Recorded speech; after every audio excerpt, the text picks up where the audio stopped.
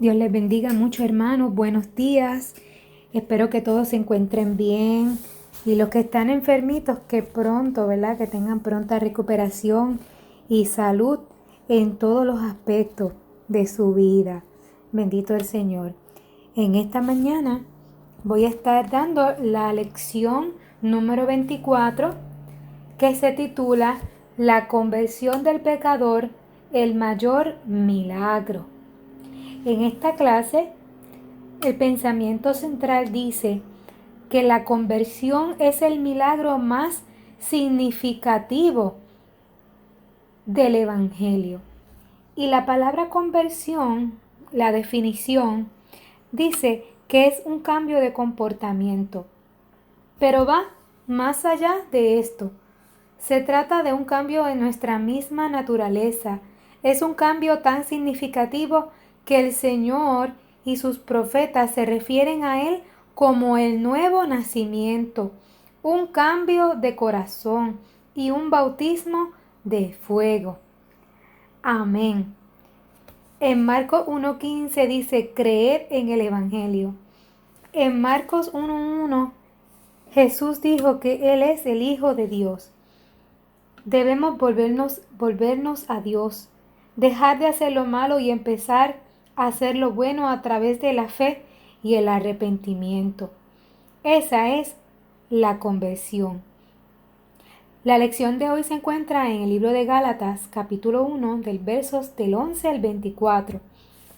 Esta carta fue escrita por el apóstol Pablo a los cristianos en Galacia, un pueblo gentil. El Evangelio era anunciado por Pablo. No era un pensamiento de sí mismo, sino por revelación de Jesucristo. En esta clase vamos a descubrir el poder transformador de la conversión. Vamos a evaluar los alcances de una conversión tanto para la iglesia como para la comunidad.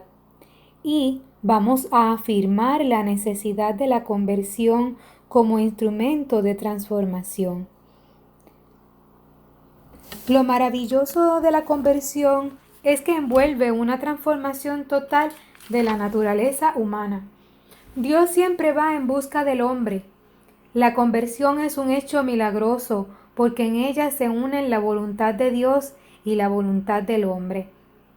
La conversión es una transformación de vida, una resurrección, como dice en Efesios 2, del 1 al 5, palabras de Pablo. Y Él os dio vida a vosotros cuando estabais muertos en vuestros delitos y pecados, y éramos hijos de ira, lo mismo que los demás. Pero Dios, que es rico en misericordia, por su gran amor con que nos amó, aun estando nosotros muertos en pecados, nos dio vida juntamente con Cristo. Por gracia sois salvos. Y Cristo nos resucitó. Amén. La verdad es que el pecado quiere dominar la carne y por lo tanto el ser humano vive en rebelión contra Dios. La Escritura es muy precisa en declarar que nuestra condición primitiva era de continuo haciendo el mal y nunca buscamos a Dios. Y como dice la palabra en Romanos 3, del 10 al 12, no hay justo ni aun uno. No hay quien entienda, no hay quien busque a Dios. Todos se desviaron, no hay quien haga lo bueno. Mas la gracia de Dios, ese don hermoso que no merecemos, nos alcanza, y su Espíritu Santo, obrando en la conciencia nuestra, nos convence de pecado. Así nos rendimos totalmente a Dios, y el Espíritu Santo nos ayuda a tomar la decisión de la conversión. Que nosotros creamos en Cristo Jesús es un milagro vivo. O sea, cada uno de nosotros es un milagro. Así como el Espíritu Santo hizo el milagro de engendrar a Cristo en el vientre de María, así se ha operado el milagro en nuestras vidas. El milagro de una vida nueva, no por iniciativa nuestra. No dimos nosotros el primer paso, no, sino que es voluntad de Dios. Y hoy celebremos el milagro de la conversión de aquellos que hemos resucitado con Cristo y estamos buscando las cosas de arriba. Amén. La parte 1 se titula La revelación divina en la conversión. Nos ha sido revelado el Evangelio, que es la manifestación de la gracia salvadora. La A dice la revelación, una experiencia personal. Vamos a leer Gálatas capítulo 1, versos 11 y 12. Mas os hago saber, hermanos, que el Evangelio anunciado por mí no es según hombre, pues yo ni lo recibí ni lo aprendí de hombre alguno, sino por revelación de Jesucristo. La iglesia de Galacia tenía una lucha contra los maestros judaizantes y los filósofos griegos que rechazaban la doctrina del Evangelio que Pablo predicaba. Aquí Pablo comienza a expresar su experiencia personal y a Jesucristo como el fundamento de la fe. El Evangelio no es una invención humana ni una enseñanza terrenal, sino que es producto de una revelación personal, un encuentro con Jesucristo, y nadie más preciso que Pablo para decir lo que es un encuentro con Jesucristo. Esta revelación es confirmada por la transformación de su vida, que es la mejor evidencia de la autenticidad de su enseñanza. Cristo Jesús vino al mundo a salvar a los pecadores, dijo Pablo, siendo yo el primero. Esto está en 1 de Timoteo 1:15. Aunque la revelación se ofrece a todos, la experiencia se da en forma muy personal. Todos podemos recordarnos el día en que nos convertimos, ese día maravilloso en que pasamos al altar, o en la campaña donde estuviéramos, en una plaza pública o en un coliseo o en la iglesia, en el lugar donde nos encontrábamos ese maravilloso día cuando decidimos aceptar a Jesucristo como nuestro Salvador. Nos recordamos el día en que nos bautizaron, cuando fuimos a las aguas, y también cuando fuimos bautizados por el Espíritu Santo, esa maravillosa experiencia del fuego del Espíritu Santo. Cada creyente se tiene que afirmar como lo hizo el apóstol Pablo. Él dice que como a un abortivo me apareció a mí.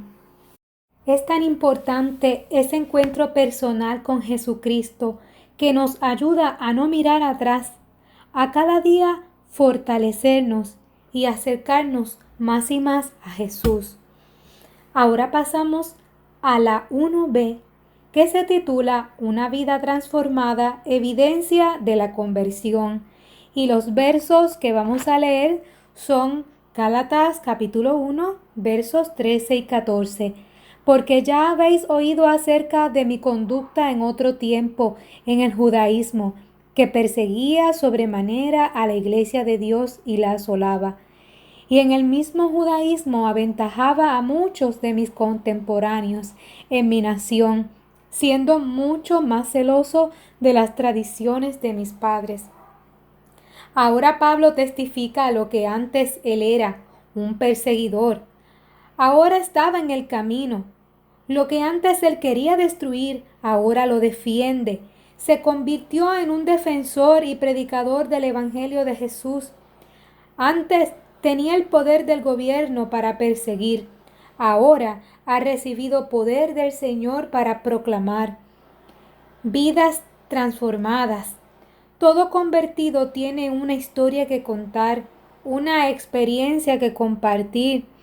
He escuchado vidas que antes eran adictos, que antes vendían droga, que antes maltrataban a su familia, que antes eran alcohólicos, que antes eran prostitutas.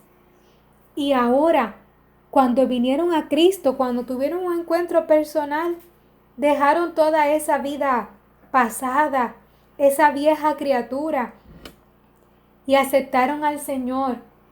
Y en ese encuentro con Dios hay lágrimas, hay llanto, hay gemido, hay arrepentimiento, y se recibe el perdón de Dios y la persona se renueva totalmente, se cae ese velo, esa atadura, esa cadena, esas cadenas que habían en su vida, se caen al suelo y esa persona comienza a vivir una vida abundante, una vida de plenitud en Cristo. Y es maravilloso ver cuando Dios hace eso maravilloso que el Señor realiza en la vida del ser humano. Bendito el Señor. Pablo decía con su ejemplo y su vida que es mejor crecer en el poder del Evangelio que en las tradiciones. Un cambio tan drástico no podría ser efectuado por influencias o instrucción humana, sino por revelación divina. Jesús dijo que el Evangelio sería predicado por testimonio a todo el mundo.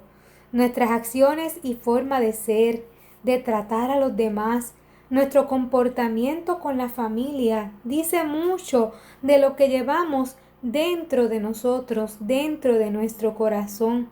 Y así mostramos a Jesús a los demás, o sea, que así testificamos a Jesucristo.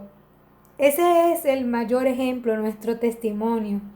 El ejemplo que nos da aquí en la lección es la del ciego de nacimiento, que dijo, yo era ciego y ahora veo. Una cosa él sabía, que él era ciego y ahora veía. Y daba testimonio a todos los que estaban a su alrededor y a su familia. Contamos lo que éramos para afirmar lo que somos. Hablamos de nuestro pasado, pero para exaltar nuestro presente. En Lucas 8:9 Jesús le ordenó al endemoniado que había sido libertado en Gadara. Jesús le dijo, vuélvete a tu casa y cuenta cuán grandes cosas ha hecho Dios contigo. Y así nosotros tenemos que dar por gracia lo que por gracia hemos recibido y contar las cosas maravillosas que Dios hace con nosotros. Y créame que no es solamente en aquel momento de la conversión, sino que día a día, cada día de nuestra vida, hayan pasado 20, 30, 40 años que estemos sirviéndole al Señor, nuestra vida se renueva día a día, porque así es como lo dice la palabra. Nuestras vidas tienen que ser transformadas todos los días, porque nosotros todavía estamos en esta carne que nos hace muchas veces flaquear, que nos hace pecar. Y tenemos que estar constantemente pidiéndole a ese hermoso Espíritu Santo que nos ayude a no fallarle al Señor. Y como dice la palabra, que seamos santos en toda nuestra manera de vivir. Y eso no es tan fácil. Nosotros tenemos que todos los días pedirle a ese hermoso Espíritu Santo que nos ayude a poder trabajar con nuestras emociones, con nuestros sentimientos, con nuestro carácter, con nuestra manera de ser, para así poder ser de bendición a otras vidas. Ahora vamos para la parte 2, que dice la omnisciencia de Dios en la conversión. La palabra omnisciencia significa que Dios lo sabe todo. Él conoce no solo los más mínimos detalles de nuestra vida, sino los de todos los que están a nuestro alrededor, porque Él menciona que aún sabe cuando cae un pajarillo o cuando perdemos un solo de nuestros cabellos. Mateo 10, 29 al 30. No solo sabe Dios lo que ocurrirá hasta el final de la historia misma, sino que Él también conoce nuestros propios pensamientos aún antes de que hablemos. Él conoce nuestro corazón desde lejos y aún nos vio antes de nacer desde el vientre de nuestra madre. Salomón expresa perfectamente esta verdad cuando dice, porque solo tú conoces el corazón de todos los hijos de los hombres. Y eso se encuentra en Primera de Reyes 8:39. Ahora vamos a la 2A, que se titula Elección y llamamiento divino. Y vamos a estar leyendo Gálatas 1, versos 15-16. Pero cuando agradó a Dios, que me apartó desde el vientre de mi madre y me llamó por su gracia, revelar a su Hijo a mí para que yo le predicase entre los gentiles. No consulté enseguida con carne y sangre. A Pablo le llegó el momento de la revelación de Jesucristo.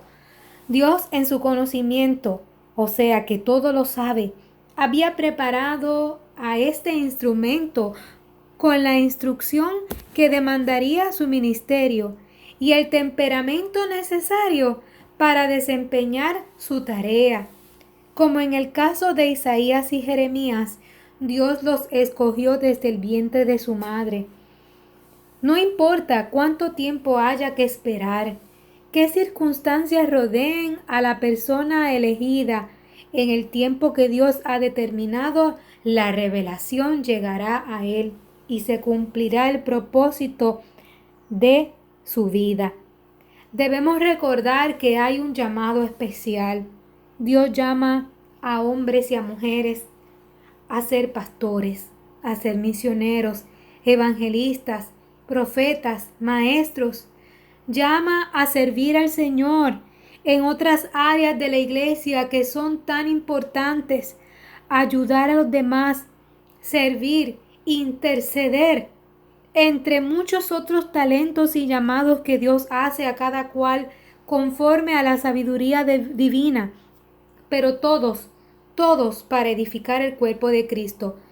Es importante que nos cuidemos de no ir a buscar aprobación humana de carne y sangre, como dice Pablo.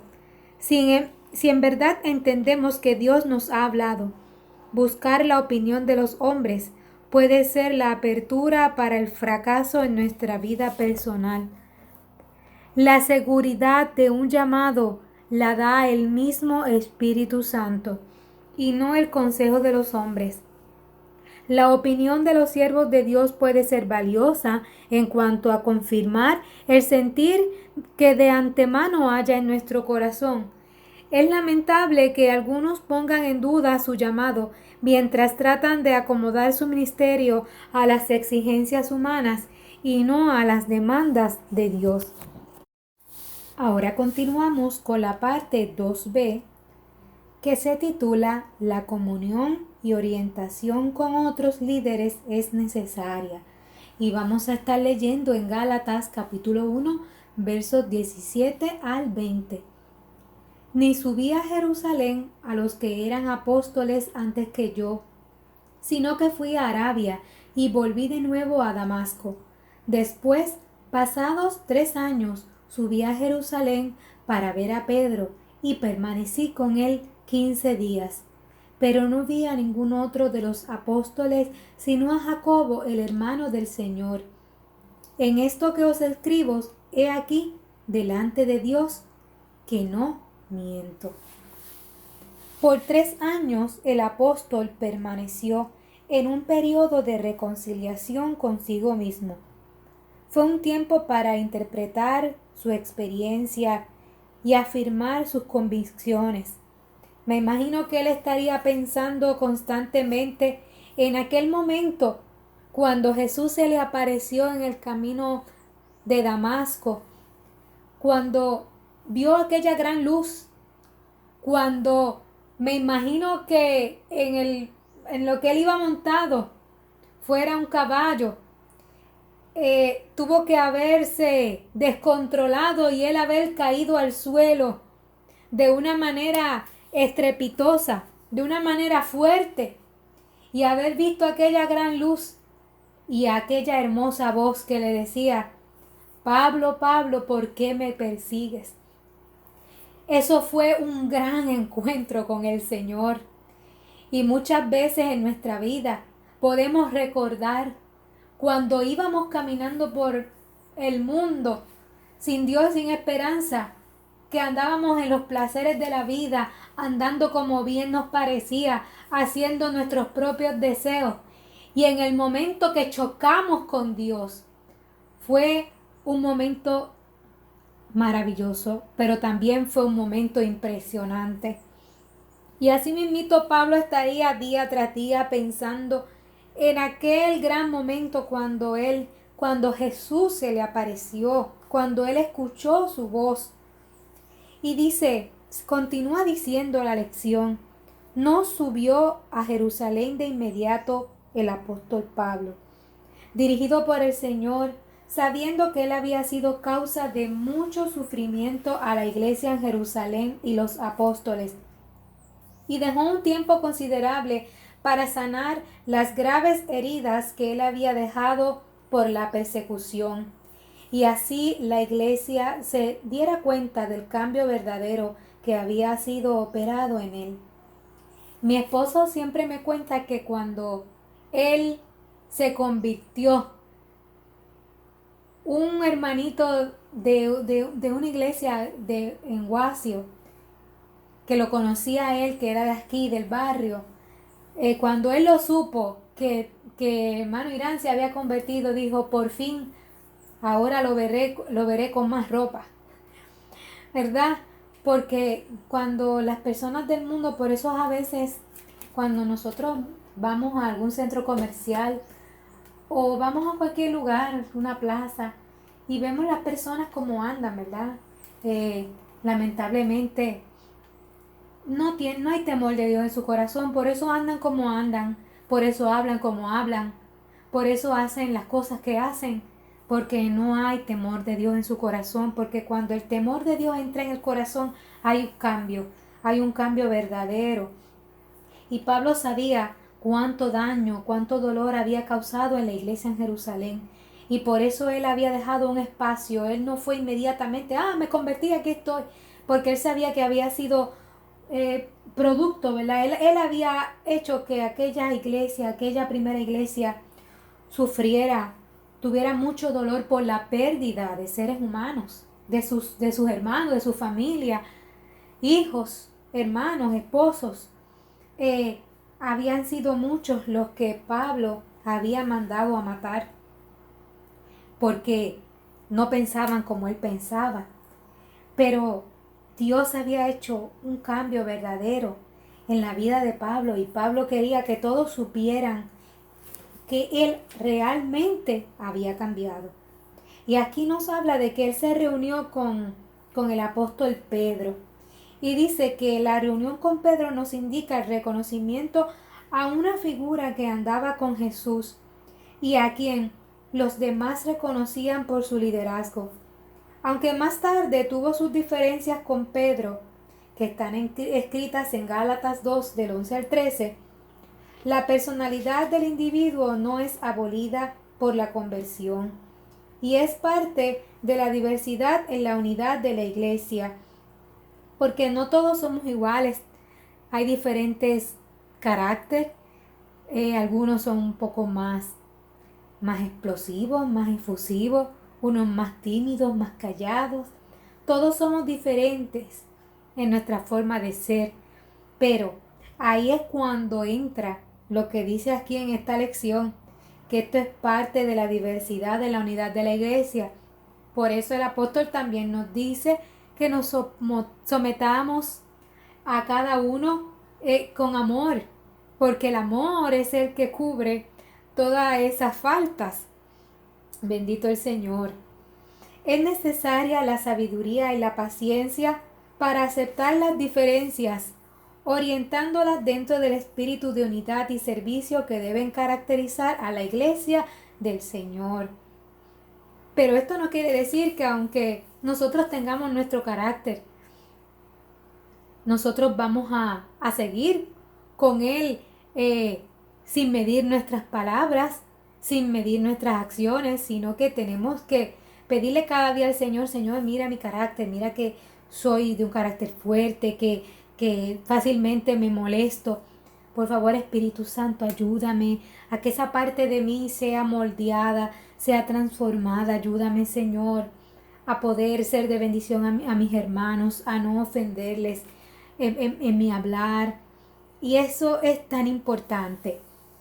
Todo nuevo creyente necesita la orientación de los líderes para su desarrollo en la comunidad de fe. Por eso es tan importante el diálogo, la comunicación. Amén. Ahora continuamos con la parte 3 que se titula Comunión y participación de los convertidos. Y vamos a la A de la 3, que dice identificación de los convertidos con la iglesia.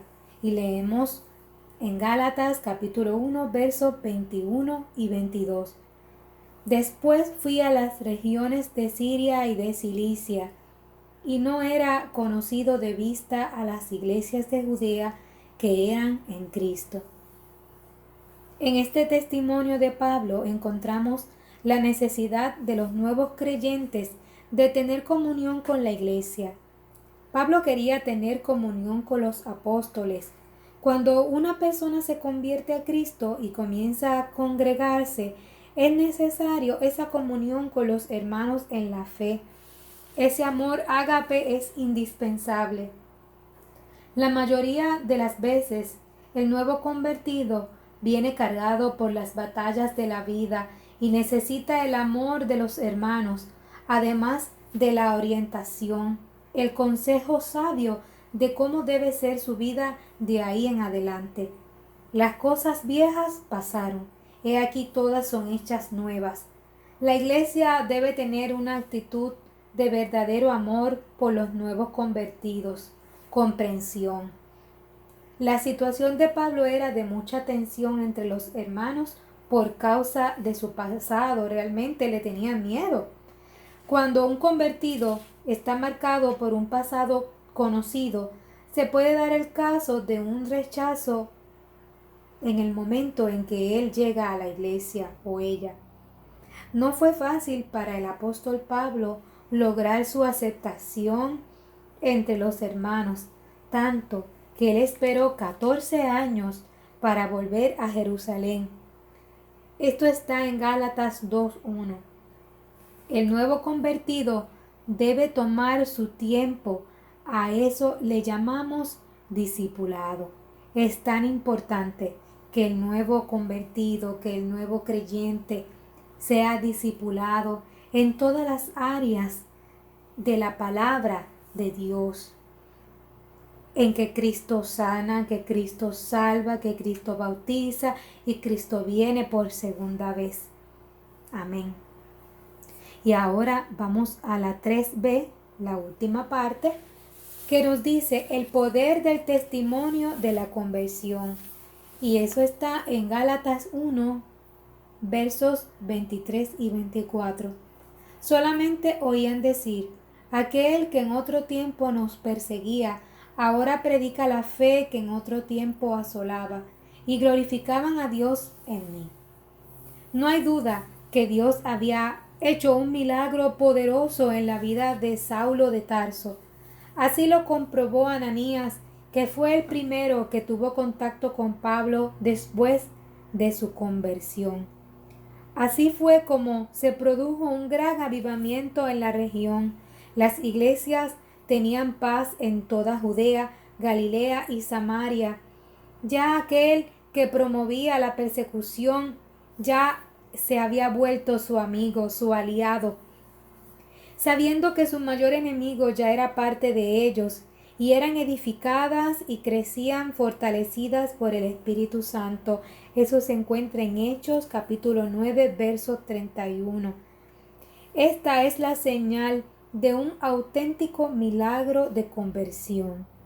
Dios es glorificado. Oremos por esas nuevas almas que aceptan a Cristo y por las iglesias que tengan ferviente amor y comprensión y paciencia para con ellos. Y dice la palabra, y la iglesia es edificada. ¿Y saben cuál podía haber sido el dicho que se propagaba entre las iglesias? Nuestro perseguidor es ahora nuestro predicador. Jesús dijo que había más gozo en el cielo por un pecador arrepentido que por 99 justos que no necesitan arrepentimiento.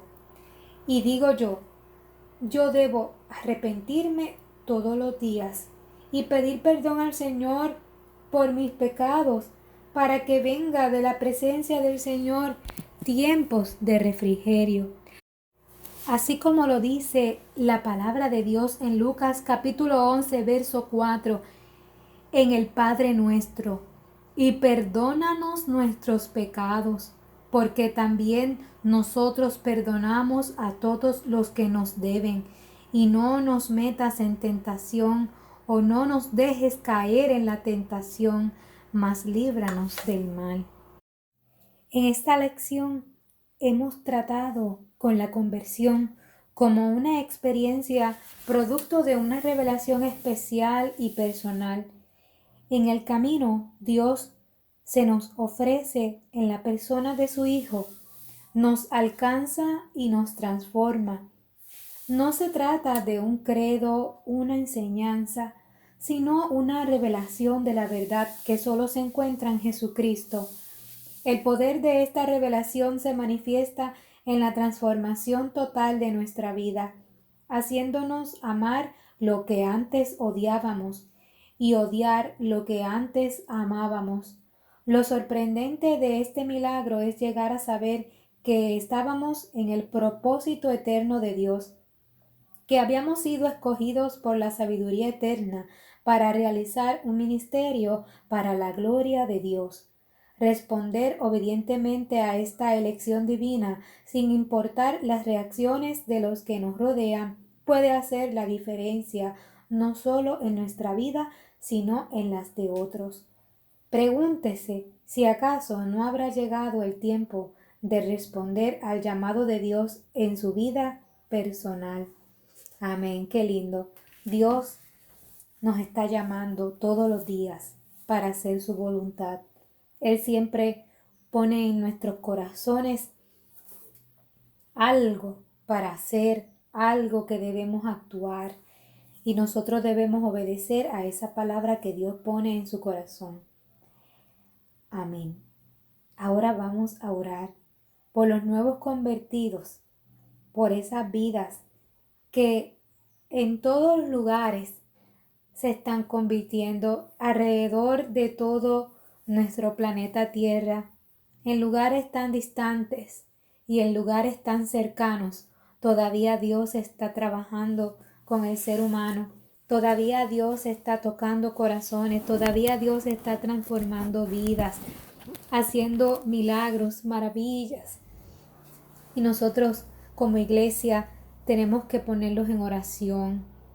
Ahora me acompañan a orar. Padre nuestro que está en los cielos, santificado sea tu nombre. Te damos gracias por Jesucristo, tu Hijo amado, quien intercede por nosotros a tu diestra. Gracias, gracias por el maravilloso milagro de la salvación, porque un día te aceptamos, un día llegamos a tus pies, nos prostramos ante ti y te recibimos como nuestro Salvador personal. Padre, gracias por el sacrificio de Jesús, por esta gracia maravillosa de la salvación, por la redención, por el perdón de nuestros pecados. Gracias, Señor, porque tú has sido tan bueno con cada uno de nosotros. Te presentamos a cada vida que en este momento está dando ese paso de fe alrededor de todo el planeta. Señor Jesús, ayuda a los nuevos convertidos a que se puedan afirmar. Señor amado, ayuda a los padres en esos obstáculos que llegan a sus vidas en este momento, Señor, que ellos a través de tu Espíritu Santo puedan ser fortalecidos y vencer todo obstáculo, Señor, que llegue a sus vidas, Señor, todo momento difícil, Señor Jesús. Ayúdales, ayúdales, fortaléceles, mi Señor, muéstrales tu gloria, muéstrales tu poder, Señor amado, y que la iglesia pueda darle el amor y el apoyo que cada uno de ellos necesita, Padre eterno. Oh Señor Jesús, ayúdanos a nosotros, Padre, a cada día a aferrarnos más a ti, Señor, a ser como Daniel, Señor, que aunque estaba lejos, Señor, de su casa, de Jerusalén, Señor amado, pero a pesar, Señor amado, de estar en aquel cautiverio, Padre eterno, pero no se olvidaba de orar 3 veces al día. no se olvidaba de estar en esa comunión contigo, no se olvidaba de serte fiel en cada minuto, en cada instante, Señor. Ayúdanos, Señor, a nosotros a continuar con ese ejemplo tan hermoso, Señor amado, que nos deja las Sagradas Escrituras a través de la vida del profeta Daniel, Señor. Padre, gracias, Padre. Gracias, Señor. Gracias, Padre, por la transformación. Gracias, Señor amado, porque tú nos miraste con misericordia y nos hemos acercado a ti, Señor amado, confiadamente, sabiendo que tú, oh Jesús, eres el que intercedes por nosotros ante el Padre. Ayúdanos, Señor, los hermanos que están pasando por enfermedad, Señor amado, los presentamos ante ti, Señor.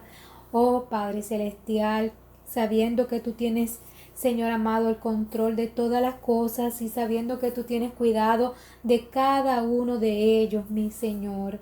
Gracias, bendice a nuestros pastores, Señor amado. Fortaléceles, ayúdales, Señor. Sánales, Padre eterno. Oh mi Señor, y glorifícate en cada uno de ellos, Señor, por la unidad de tu iglesia, por la unidad del pueblo, Señor.